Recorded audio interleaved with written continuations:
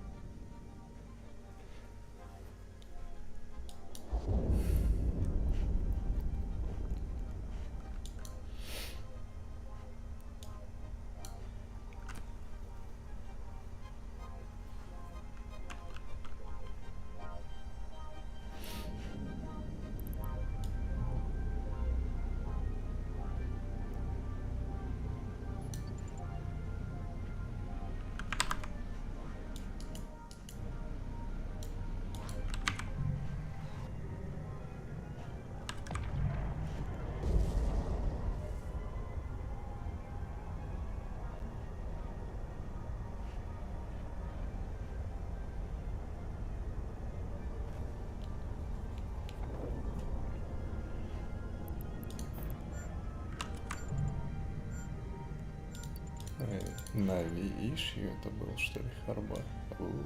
Тогда да, тем более.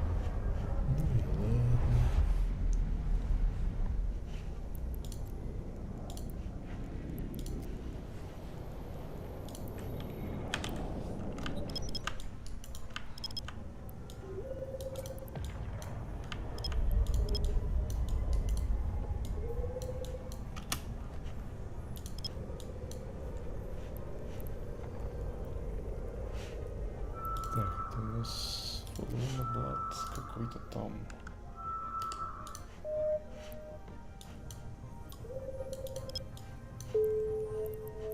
Вот.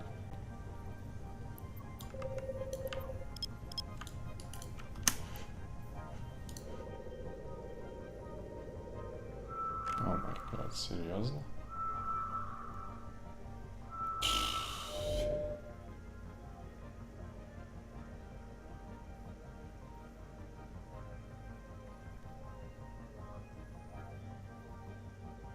Ёб твою мать, а.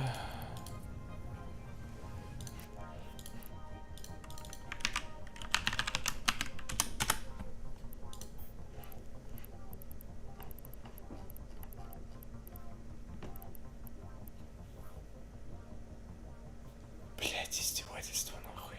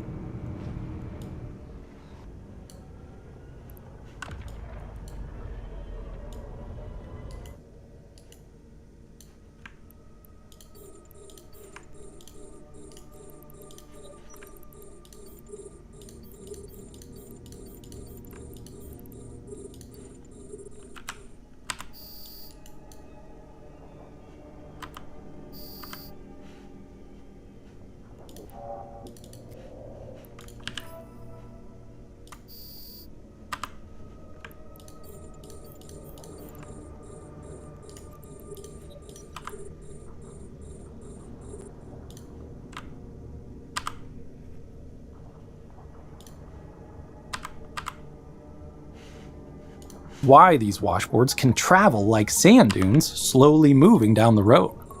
Understanding all this, it makes sense why washboards often emerge in transitional areas of a road. Curves, changes in slope, and at connections to paved roads. You need a fluctuation in tire force to get the process started, and these are places where, even without a bump, there's a higher likelihood of a sudden change in force that could start to shift the material. What's interesting is how robust the instability is. You would think that differences in vehicle weights, wheelbases, suspensions, and speeds would tend to smooth things out. It turns out they don't. In fact, you don't even need a wheel to do this. Researchers have shown that even a simple angled plate that acts like a plow will form ripples above a threshold speed as long as it has the freedom to move with the bumps. It all feels a bit counterintuitive. It'd be easy to assume that an angled plate would smooth out the road like icing on a cake. A big part of the reason things don't smooth out is that the washboards are self-perpetuating. They impose a periodic force on the vehicle tires that, in turn, amplifies the forces creating the corrugations. It's like the Tacoma Narrows Bridge, where the wind amplified the torsion, and the torsion amplified the wind's effect on the deck, a positive feedback loop of instability that only gets worse over time. The washboarding of roads is just one example of what scientists call a pattern-forming instability, where structure emerges from a system that starts out more or less uniform. We see them everywhere in nature, from chemical reactions to the markings on animals, and washboarding has some natural analogs. In rivers, moving water transports sediments in a way that can form ripples on the bed. I caught a cool shot of this phenomenon in action for my video about reservoir sedimentation. At a larger scale, river meanders are often described in the same way. Even a straight channel will, under the right conditions, begin to drift sideways as curvature redirects the fastest flow toward the outer bank, strengthening erosion there and deposition on the inside. I have a couple videos on that process too. But the fluid doesn't have to be water. In places without much vegetation, wind-driven sand doesn't naturally smooth out. Instead, it forms dunes that can march across the landscape. In all these cases, the same basic feedback loop is at work. The driving force reshapes the surface, and the reshaped surface redirects the driving force.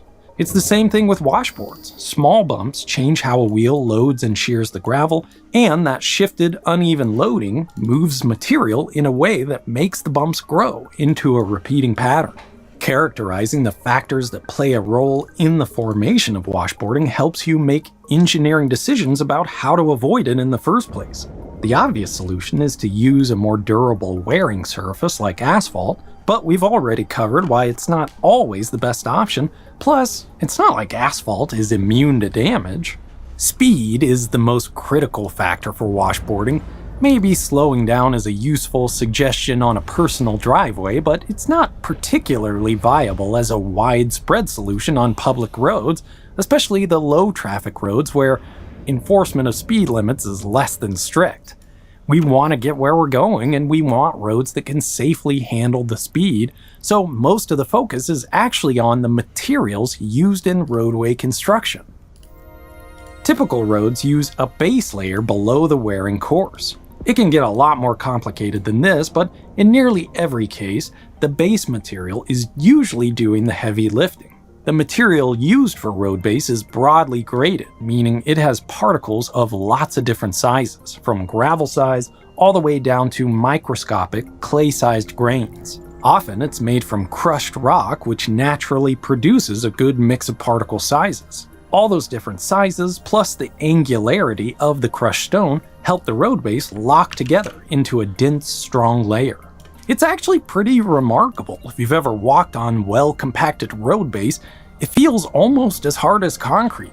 But remember that a typical road base is meant to be confined by some kind of pavement. You don't have to worry about particles being dislodged or shifted because they're trapped underneath the asphalt.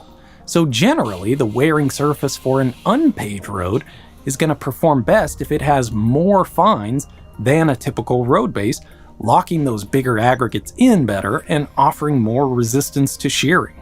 This is a pretty careful balancing act. Too many fines and the road is excessively dusty when dry and slippery when wet. Too few fines and the surface won't lock together, leading to washboarding and raveling.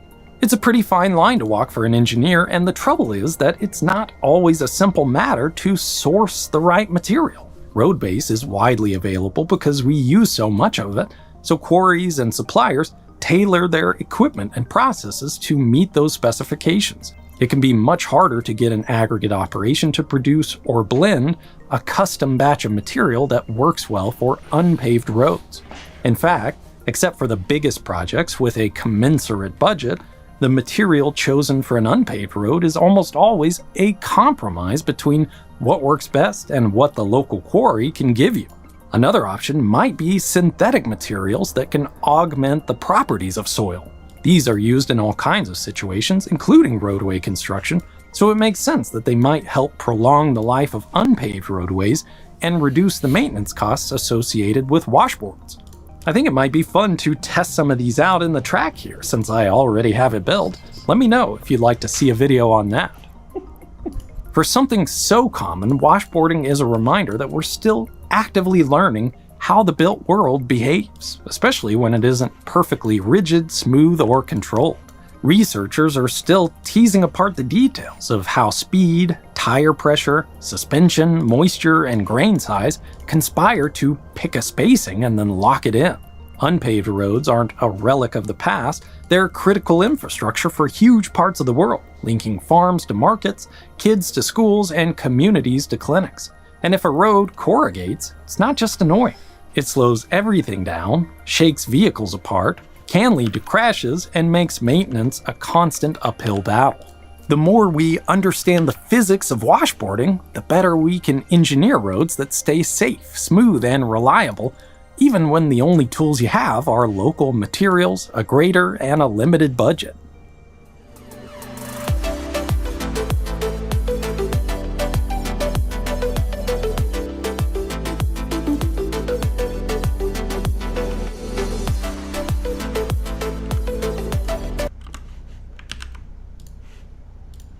I did both of these. Did I? Yeah, I did. Put them both as takeaway. They're actually not takeaway. They're sitting. Oh, gotcha.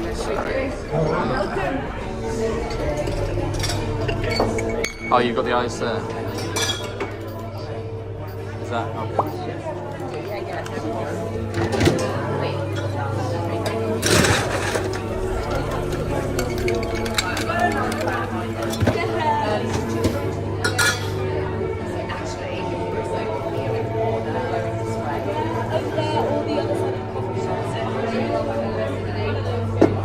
What are you up to the rest of the day?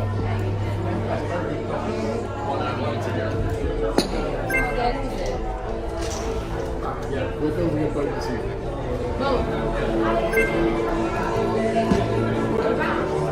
He made a raft. I mean, a boat. I mean, he tried to make a boat, but it came out like a raft.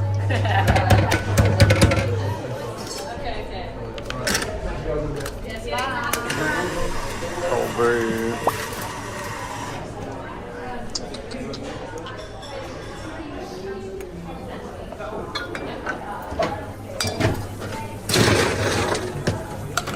God, this ice machine's running low already. Oh, already. Already.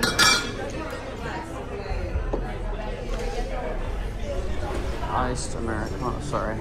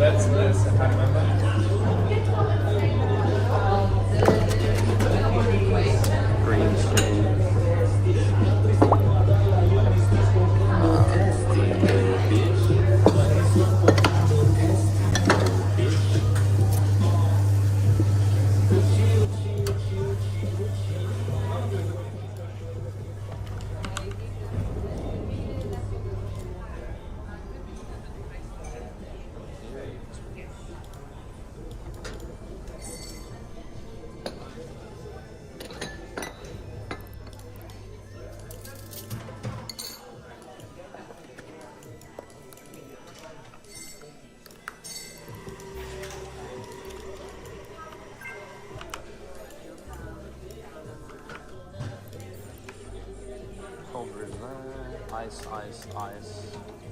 In, out, out. Sorry, I'm just gonna grab these.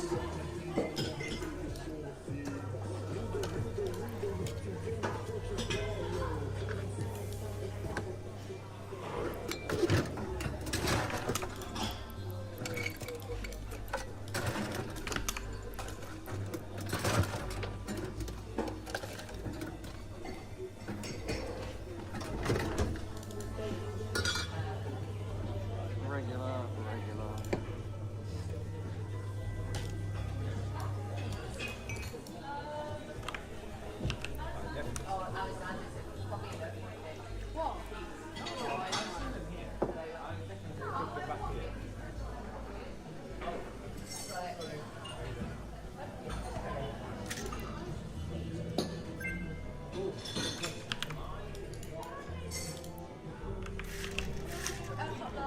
A nice sausage trace when you get it. Yep, no problems.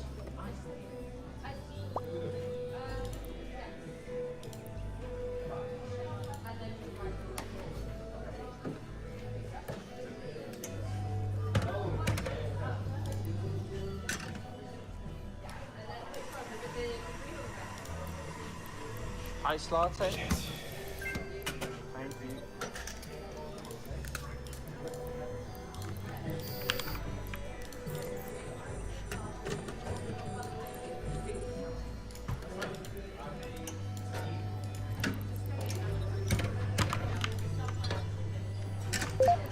Oh my gosh. It got pucked again.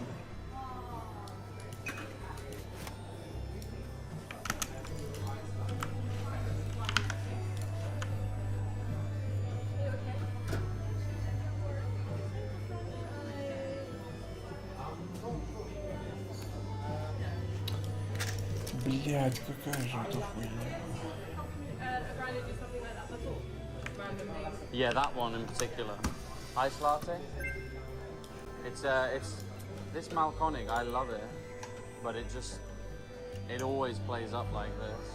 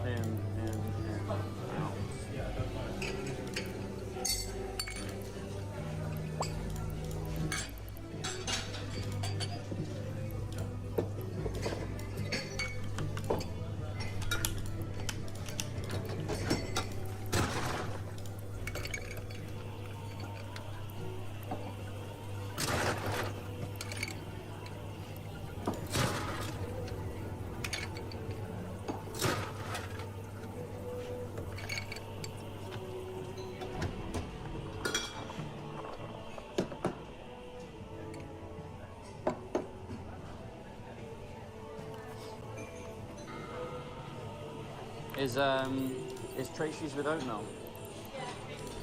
Cool.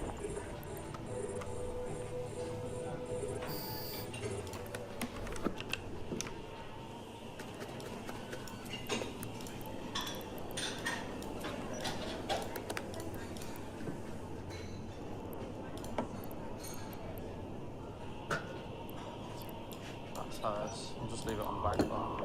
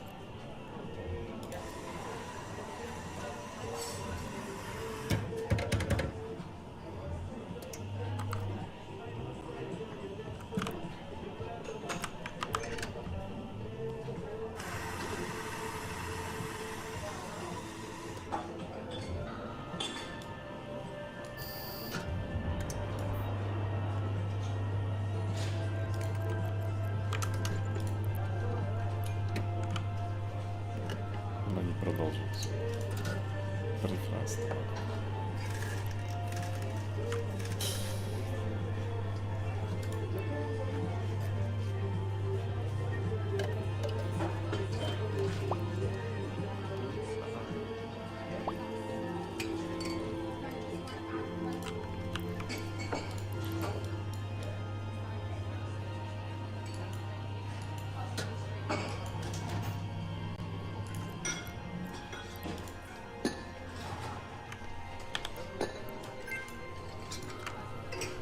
Thank you.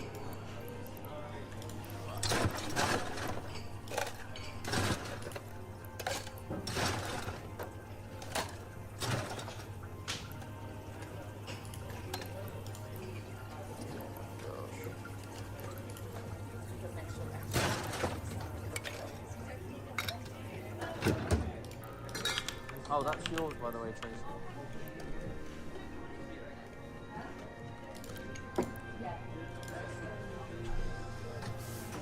Espresso.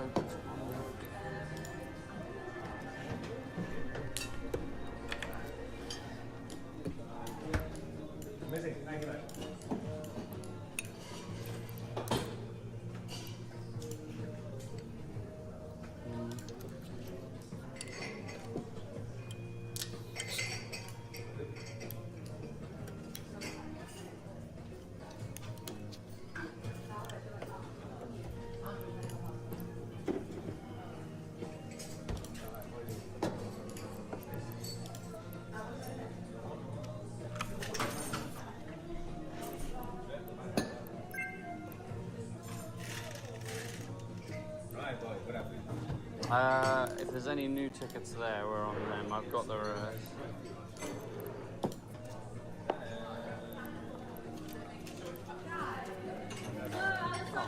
Have you never had leads before?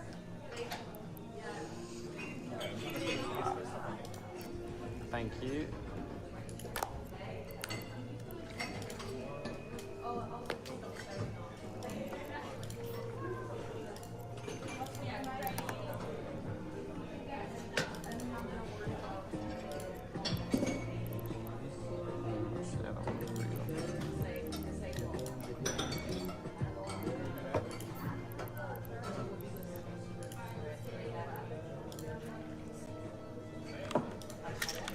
Iced oat vanilla latte.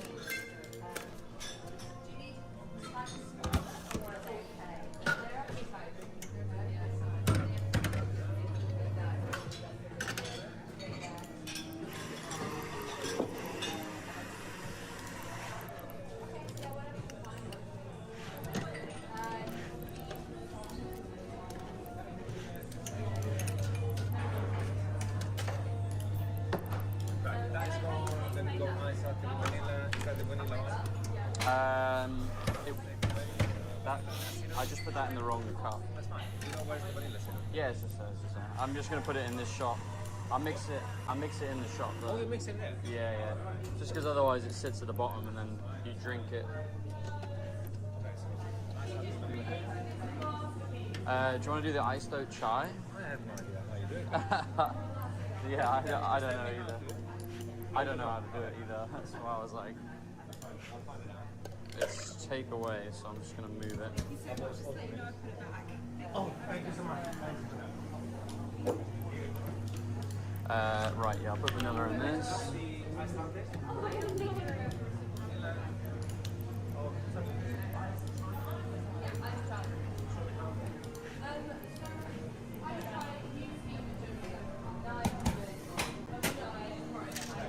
Iced vanilla latte.